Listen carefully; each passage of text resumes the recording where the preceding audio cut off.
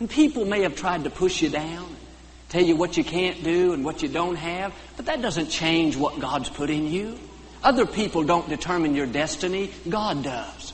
Somebody may have rejected you. Somebody may have done you wrong, but that's okay. That's their problem. The good news is God accepts you. God approves you. You need to shake that off and don't allow it to distort the image in your mind.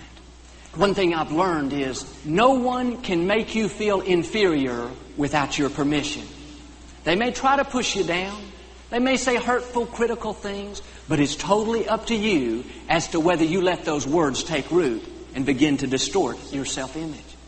You can either believe what they say about you, or you can believe what God says about you.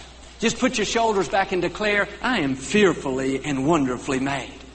They may say I don't have what it takes, but I say I'm well equipped.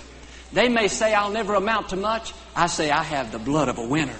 They may say I'm ordinary. I say I'm a thoroughbred.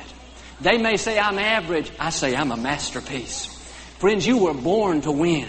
But if you don't stay on the offensive and keep the right image, then life will try to condition you to lose. I was reading about a 15-year-old boy. This was many years ago. He wasn't doing very well in school. And the teacher told him that he would probably never graduate, so he should just go ahead and drop out and begin to learn a trade. And she meant well, but she didn't know what God put on the inside. God doesn't make us to give up and quit. But this young man, he didn't know any better. He didn't have anybody speaking faith into his life. And he took her advice. And for the next 17 years, he just fumbled through life, doing odd jobs here and there, never really accomplishing much. Every time he tried to go further and really tried to make something out of his life, those words would ring out. You're not talented. You don't have what it takes. He allowed them to take root. And the picture that was painted in his mind was very distorted. He didn't see himself for who he really was, a thoroughbred with the blood of a winner. He didn't go out each day knowing that he had the DNA of Almighty God. He saw himself as unintelligent, not talented, not able to. But one day something interesting happened.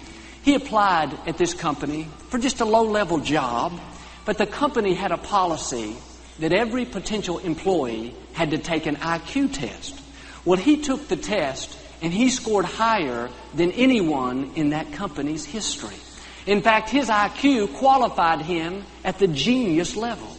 He was extremely bright, extremely intelligent.